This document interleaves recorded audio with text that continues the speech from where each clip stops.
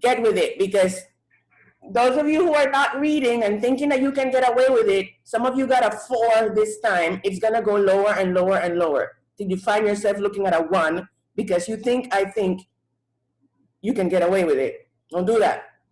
So let's talk about karma. Karma. Karma.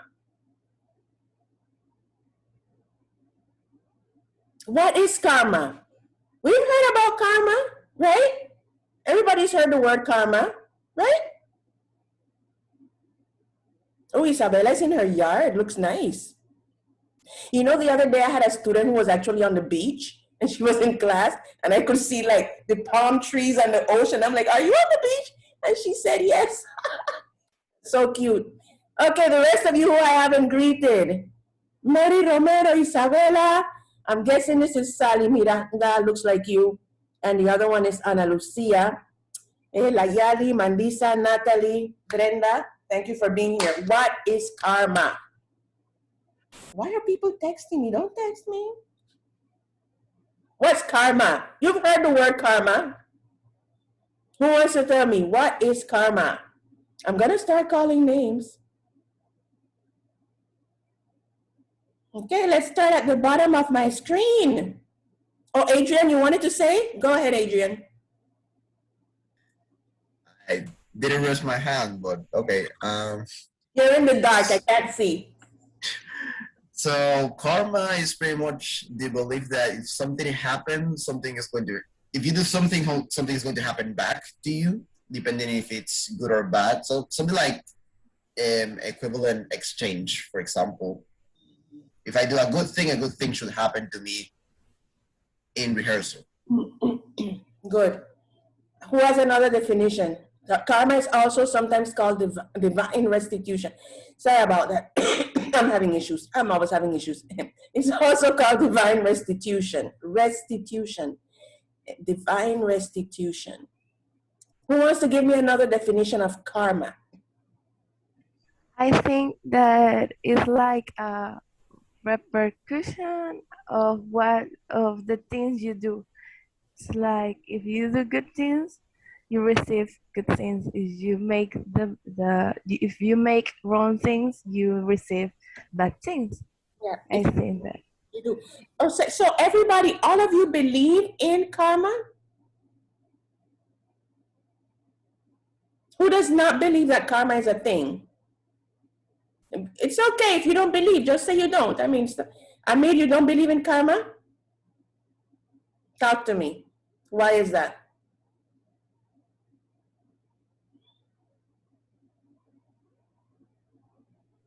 Well, because it's like something obvious. Because if you do a good action, you always wanna be repaid with a good thing. Not the majority of the time. If you are like have values and treat all the person good, they wanna see that you treat them good, and they will treat you good. And that is like logic, more logic than that karma or things like that. Okay, anybody else does not believe that karma is a thing? I use karma like a word definition. Like I see something happening, I'm like, oh, that's karma. But I don't feel like it's like a big action, like a big payoff, because karma is about that. You pay off what you were doing, or you just finish doing it. Mary Foster, you wanted to say something? Yes, I think I don't believe in karma, because I think sometimes you lead yourself to those consequences with your actions. So it's like it's just the answer of what you did. And I also think that even if you do things good, sometimes you don't receive good things. Like it's sometimes not in your it doesn't have to be with if you're doing good things or bad things. You can control what will you receive after that. So sometimes, so that's what I think. Okay, so the definition of karma is that It refers to the spiritual principle of cause and effect, okay? Wherein the intent of an individual is always going to come back according to what the person did. And it's actually, it is a religious belief, not religious, a spiritual belief based on Hinduism, with its origins in Hinduism. Okay, but it is a fact, whether you believe in karma or not, it is a fact that sometimes when you do bad things, it might not come back to you that same day or that same week, but sometimes it happens years down the line, and you actually get bad things happening to you because of something that you did. That happens. Sometimes when you do a good deed, you might not see an immediate reaction or result, but sometimes years go by and you see the result of that. And I could give you some examples, but we're going to focus right now on the book. Those of you who read the book know that somewhere between the first 8 chapters, tragedy occurs, okay? And the writer of the book is not specific going into all the gory details, but you can figure out what happened to Hassan.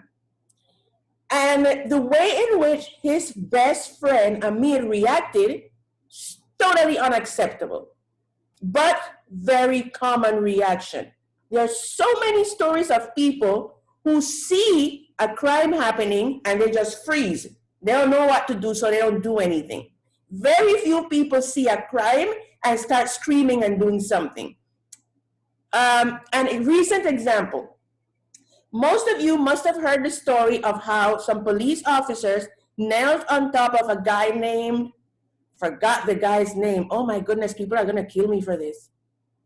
What was the name of the guy? They knelt on him and killed him? Floyd. George Floyd. Thank you. So most of you have heard that story, right? They came up with all kinds of explanation that he was dealing drugs. None of that is true. He was in his car. They took him out of his car, threw him on the floor, handcuffed him, knelt on him until he died. Okay. Hundreds of people were watching that because there are hundreds of different angles of videos. None of those people rushed to beat up the police or to move them or whatever. They just stood there filming this and screaming. Now, in retrospect, a lot of people would say, well, why didn't they? If everybody had just run to the police and grabbed them off, they wouldn't have killed this guy. But everybody just froze with their cameras in their hands. So that's a normal reaction. We can't just say that Amir was a horrible human being because he saw what was happening and didn't do anything. The real horrible part of what happened with Amir is that after it, he started acting really, really stupid. Okay? So sometimes when we see a crime happening in the moment, we can't judge people based on it because people have different types of reactions to trauma, to a traumatic event. But afterwards, you have when you have relaxed, then you can start making better decisions. And in the case of Amir, he just made worse and worse and worse decisions, like from bad to worse. It just got horrible.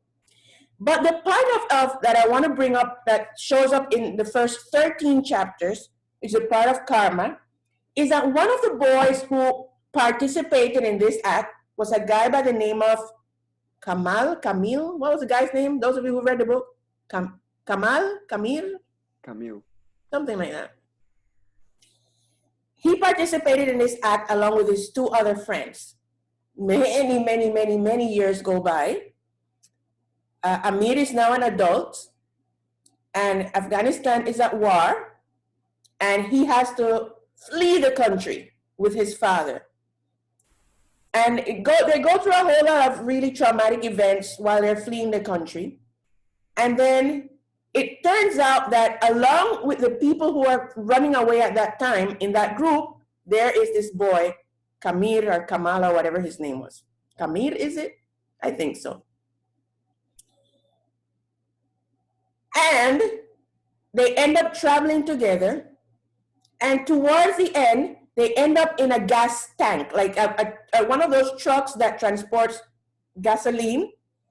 These people who are trying to run out of Afghanistan ended up inside there trying to flee. Of course, if there's no windows, it smells like gas, they can't breathe, and they're in complete darkness.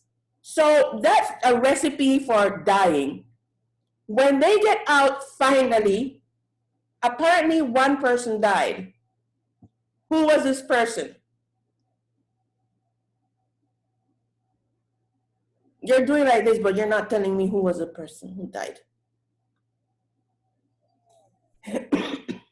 Can we say that this is an example of karma? So one of you tell me, what type of death did he have?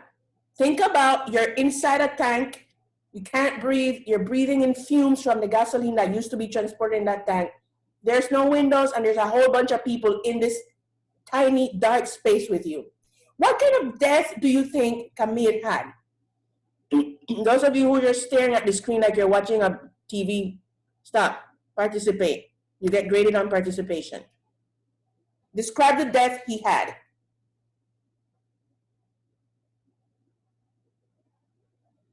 Even if you didn't read the book, I just gave you the conditions. What kind of death do you think he had? Go ahead, Soto. He couldn't breathe. What else? That's what I read. The only thing about him. Later on, his father shot himself. That's the only thing I read. Yeah, you're having Wi-Fi issues. Yes. Your Wi-Fi is bipolar. Who wants to take it up? How did this guy die?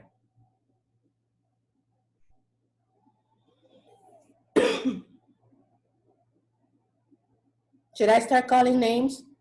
Even if you didn't read the book, I gave you the conditions.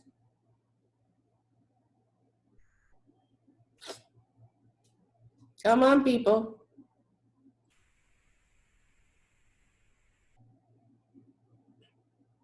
Do you think it was a pleasant, peaceful death? Wait, this his father shoot him. Yo quiero saber. Yo me enredé. He was out of breath and then says that his father took a gun and shot his own mouth. Isn't that what happened? No, his father shot himself. Ah, okay. Yeah.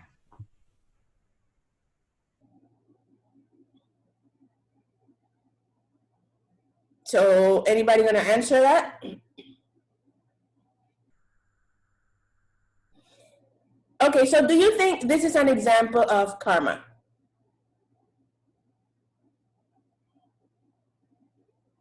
After what he did to Hassan, or what he participated in that was done to Hassan, years go by, he ends up in this condition, in this situation, he dies in this situation. He's probably the only person in the whole truck who didn't survive. There was even a baby in there that survived.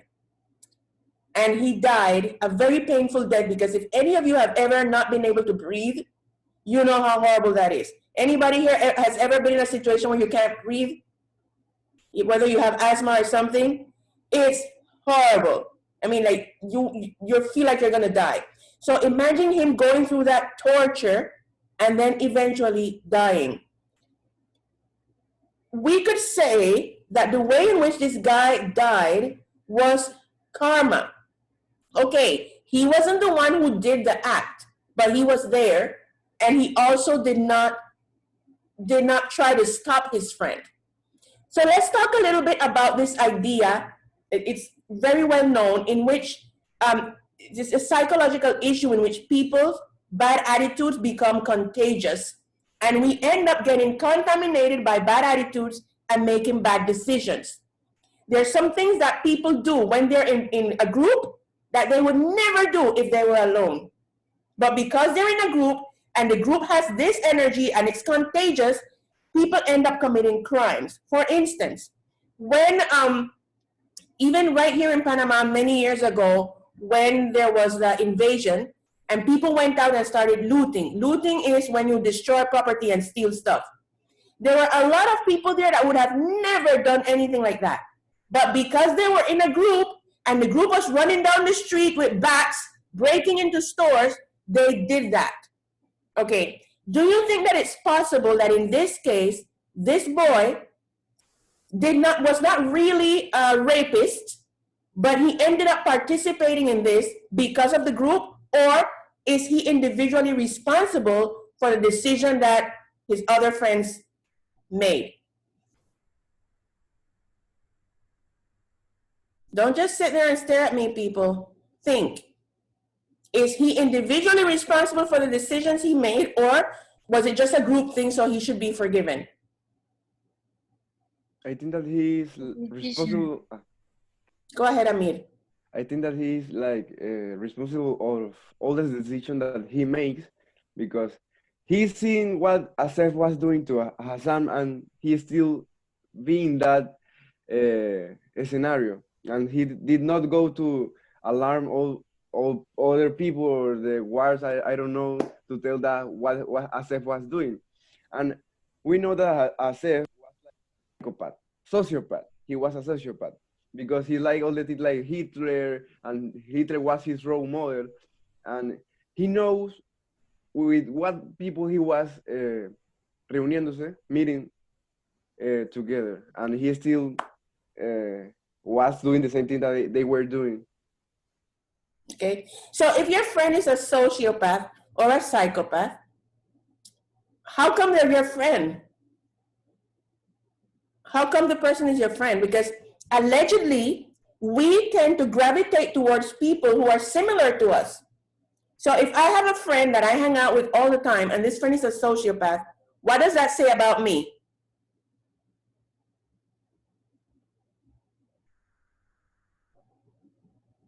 That you're a sociopath too, I think. Yeah, pretty much.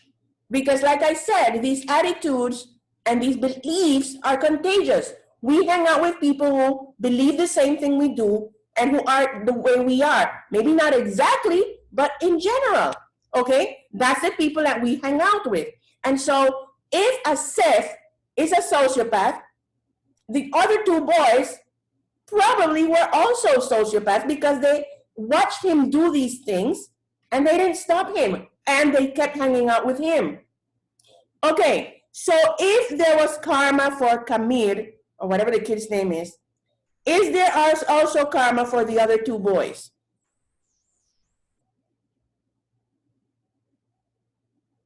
Or is Kamir the only one who's going to pay for what he did and the others are like, ooh, we're happy, we have a good life? What do you think?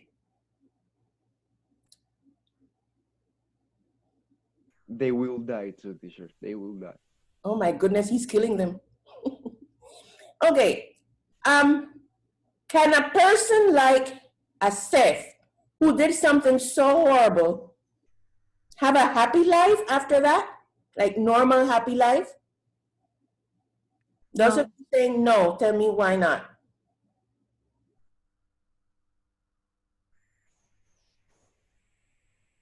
I think we can see that like in the example of Amir, like he didn't tell anything and now he was like extremely feeling guilty and he was sad and like stressed.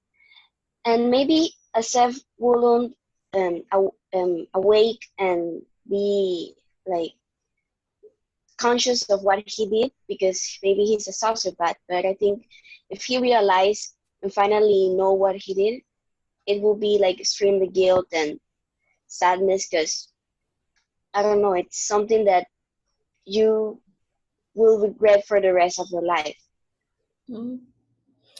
Okay, so then we can expect that all three boys that participated in this heinous act of abuse, plus Amir, are going to suffer the consequences of what happened that day, right?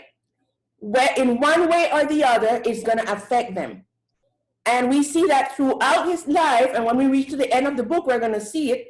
Throughout his life, Amir was never able to remove this from his mind. It kept bothering him throughout his life, the guilt of the way in which he acted. So in the same way, even though maybe it wouldn't affect Asef because not only is he a sociopath, I also think he's a psychopath, and psychopaths have no remorse. They just don't feel sorry for the stuff they do. Even though he might not be dealing with guilt, it would still affect him in one way or the other, because he would never be able to live a happy life because of the bad decisions that he makes. Let's talk then about the importance of being an individual and not getting carried away by what the group is doing. As teenagers, it's really important to fit in and to have friends and to be liked and all that good, juicy stuff. But how do you draw the line between being liked, being part of the group, and being an individual and standing up for the things that you believe in? How do you start doing that? Because if we go back to the story, probably Asef, Kamir, and the other kid and Amir are not bad persons, but they made bad decisions. 3 of them because they were in a group, and Amir because he's just like a weird human being. But the 3 boys in the group, what could they have done to not get swept up in all the crazy decisions that Asef was making, just because they wanted to be friends and they wanted to be liked? What could they have done differently? And let's see, let's go. Let me start picking on people. Aranza, you're too quiet. Let's go. Talk to me. How can one keep from getting swept up in a group and just doing really foolish things because the group is doing it?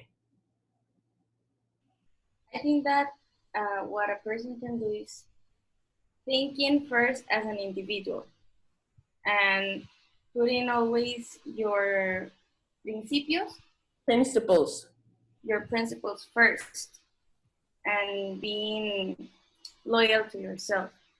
I know it's hard, but it's possible. Okay. Genesis, add something to that.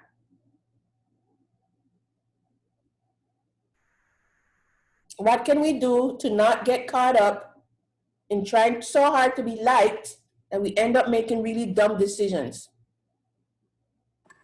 I think it's like from the moment they realized that Asef was involved in bad things, they should have realized that he wasn't a very good person. So I think they should have like distanciándose poquito a poquito, getting like distance from him little by little until like they just broke connection with him. Okay, so how do you react when you have a friend who's doing bad things? How can you not make like a huge show out of it, whole drama, but simply not go along with what your friend is doing? How do you do that? I think that depends on people's personality, because in my reaction, I was there like, what are you doing? But some people just, like you say, will stay still and watch instead of saying something, you know. But I don't like to do physics things. I'm good with words, and that's why people will get more hurt because of what I'm saying to them, and trying to make them knowledge of what they are doing. And well, that's one way to solve when you see your friends doing something bad. But it depends on my friend's personality. If he's not like a, knowledge person that stops and, think about what he's really doing, then he will not pay me attention or, have the courage to accept that what he was doing was wrong. So Asef is going to show up in the book further on, and you are going to see exactly the results of nobody stopping him. Because one thing that you mentioned, Mandisa, is that you would have tried to say something. Nobody ever stopped Asef or tried to correct him. And further on in the book, he's going to show up again, like doing all the things he always did that everybody accepted, and going even deeper in that level of evil. Okay? Do you think, ladies and gentlemen, that when you have a friend and the friend is doing bad things, do you think it helps to talk to them or to try to stop them with your words or beating them up or however? Do you think it makes a difference?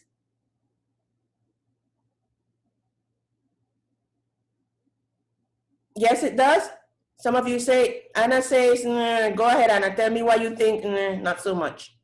I mean, it depends on the person because depends if she or he understand and if he or she want to change.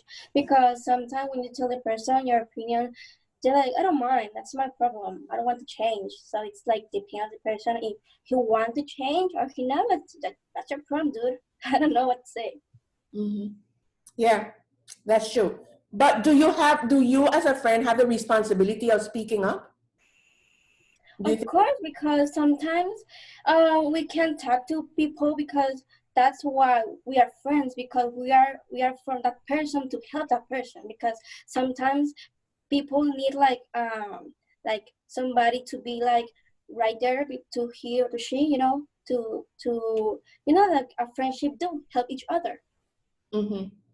Okay, perfect. Let's talk a little bit about Amir. And well, the topic today is karma, but you're going to see how everybody gets a little consequence. Let's call it consequences of their bad decisions. Let's talk a little bit about Amir. What was it, apart from being scared in the moment and not knowing how to react, Amir went in the opposite direction and actually started hating Hassan. That doesn't make any sense. What do you think was happening inside of Amir other than guilt? Because there's more to it. What was happening inside of him that made him want to destroy Hassan?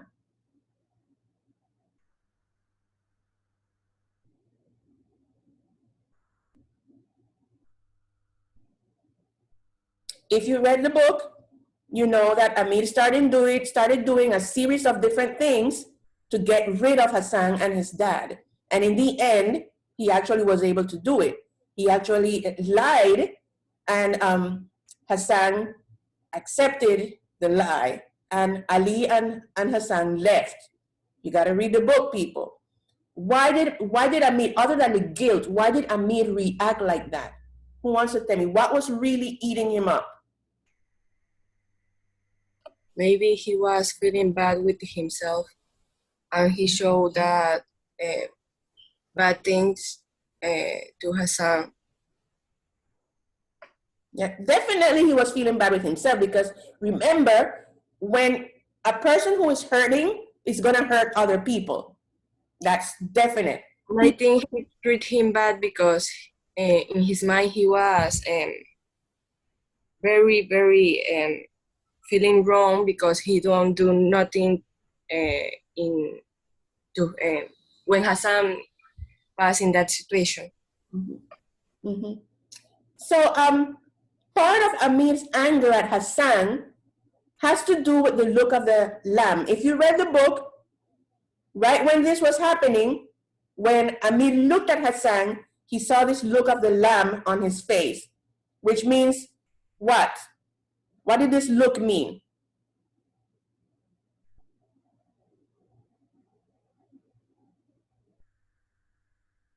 Look of acceptance. Acceptance, yeah. What else? Giving up, right? I'm not gonna fight. I'm just gonna give up. Okay? That bothered Amir. Why did that bother Amir so much? That Hassan just accepted that.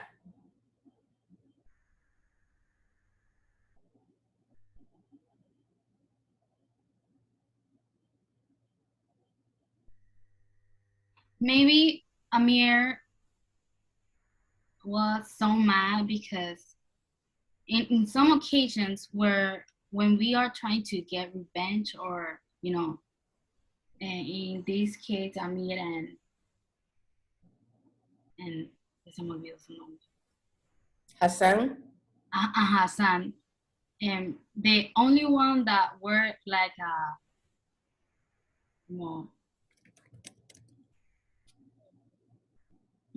Mm-hmm. Hello? The only one that was like competitive was Amir, not Hassan. So in this whole situation wouldn't be called, that they are fighting or something, because it's discussing with a person, it needed to be two or more people. So in some occasions, in my experience, when I hate people that think that they know it all, but I get mad because they don't get mad of the things that I want them to feel bad or mad at. Okay. And that's why I think. Mm-hmm. So let me see. Are you trying to say that if Hassan had fought back at Asef and Kamal and Wali, that's what the name, Asef and Kamal and Wali, if Hassan had fought back, do you think that Amir would have reacted differently? Yes. So Amir was waiting for Hassan to defend himself so that he could defend him? No? He wouldn't have defended him if Hassan had defended himself? What do you think? He would have just stood there like, oh, he's defending himself. Yay! Is that what he would have done? You think so, Amir? What about the rest of you? If Amir had seen Hassan defending himself and fighting these boys, would Amir have reacted differently? Yes, none of this would have happened. Okay. No hubiese tenido que hacer nada. Why did you switch to Spanish, honey? You were doing so well in English. Se me olvidó la palabra, And he's still there. Oh my goodness. Okay. I forgive you. Okay. So part of Amir's issue with Hassan was the fact that Hassan did not fight back. Why did Hassan not fight back?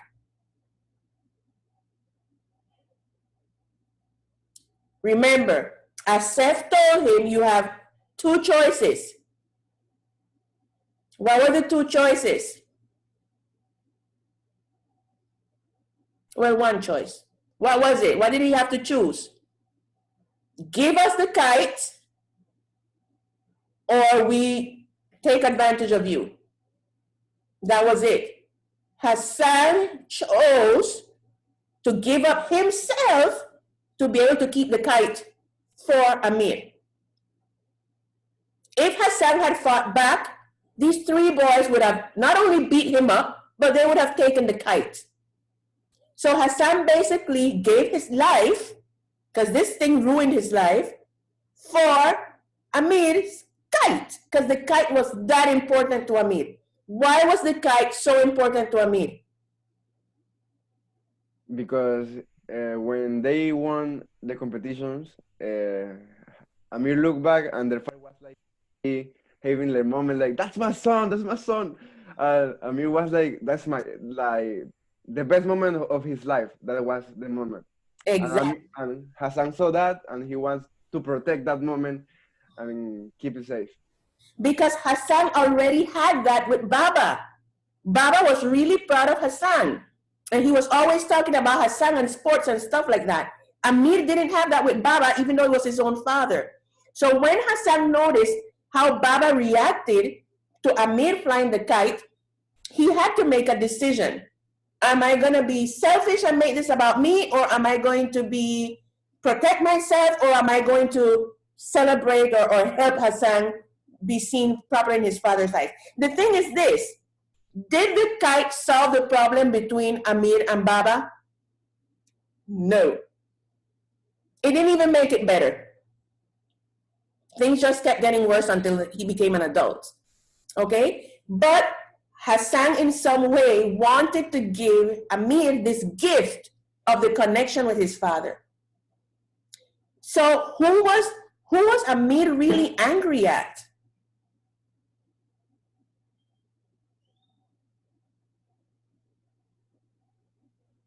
Who was he angry with? Who was he angry at? Amir. Don't tell me himself. That's obvious. Who was he really angry at? Hassan. I think Hassan. Yes, but who was he really, really angry at? Baba. Yes. Why was he angry at Baba, people? Because he think that his father has to be proud of him because he's his son. And Baba never accept Amir. You know, he's always turning like deception of him. He was always disappointed. Yes. So in essence, when Amir tried to get Hassan and Ali to go away from his house, what was he really trying to do? He thought his relationship with Baba was in trouble because of Hassan. And he didn't realize that Hassan didn't have anything to do with his messed up relationship with Baba. So when Amir decided, let's get rid of Hassan and Ali, and then maybe Baba would start loving me, that's when he started making all these dumb decisions to try to get rid of them. He didn't realize that it had nothing to do with Hassan and Ali. It was him, his personality, and Baba. Okay? But Yes. question: how could have him prevented, prevented all of this? How could who? Amir. Since Prevent. the beginning. All of this, the story. Okay, great question. How could Amir have made the story different? He's a kid, and nobody's leading him to do something good. Everything is messed up. So what could he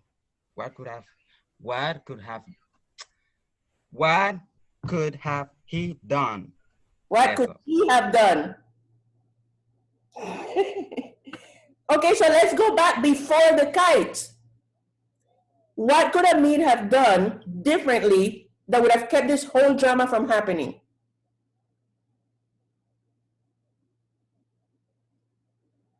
We talked about this a few weeks ago when I asked you, why is it so important for you to make your parents proud of you? And we also talked about how this could be one of the reasons why a lot of people can't move forward in life because they're constantly thinking about making mommy and daddy proud. Yeah, but he didn't know about that. Nobody told him, oh, you're trying to make your daddy proud. Nobody told him that. So he just kept doing it without knowing what was really happening.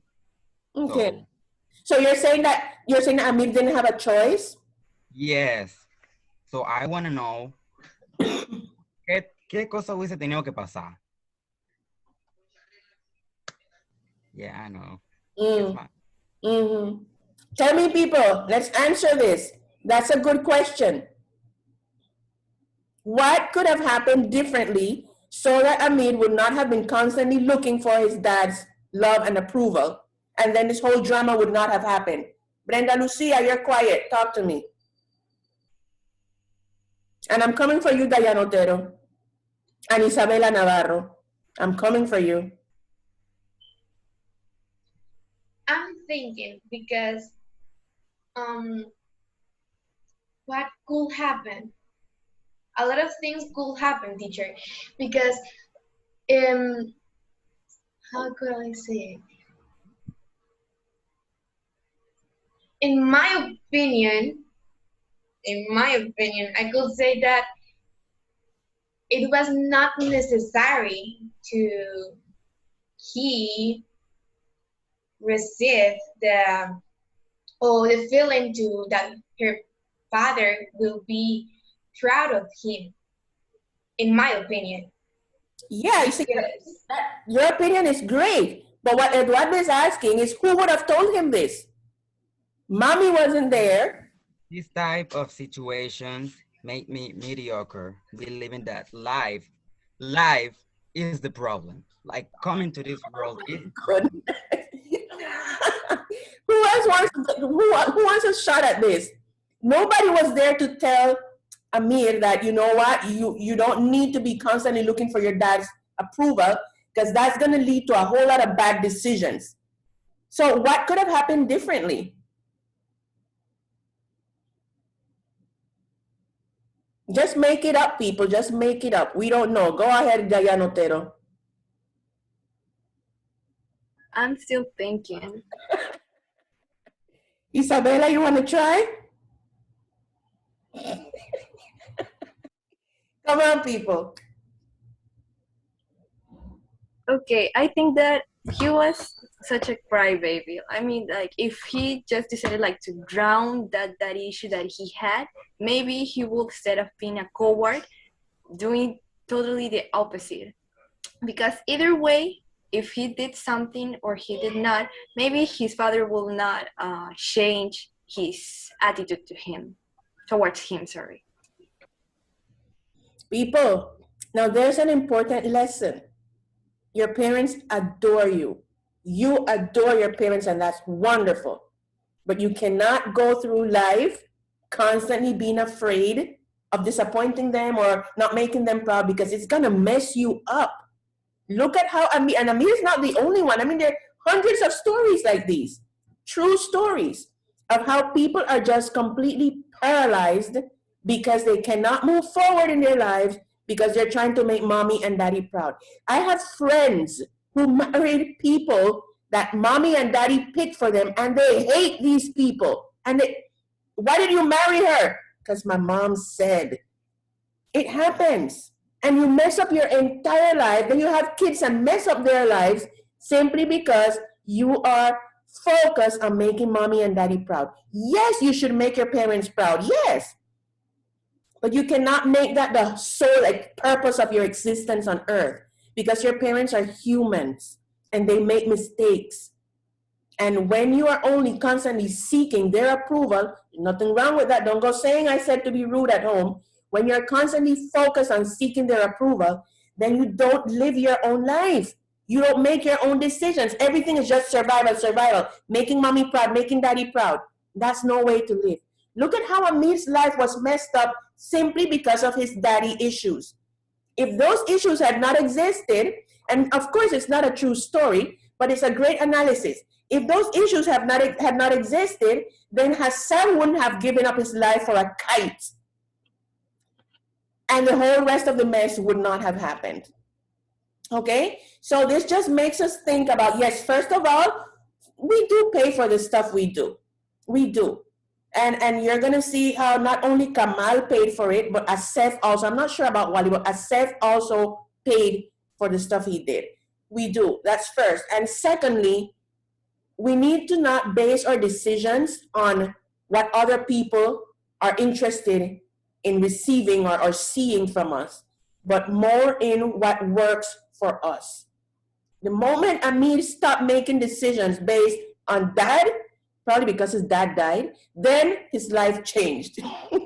Okay, people, this has been fun. Folks, if you have not read up to chapter 13, which is in module 4, go look for some summaries somewhere. Don't watch the movie. We're going to watch that at the end. Don't watch it yet. It's going to mess you up because it doesn't have the same order as the book.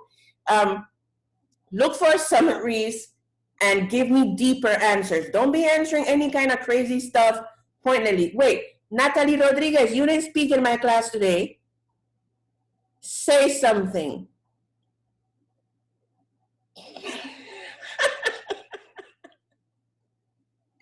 Say something, Natalie. Just think of any random thing to say.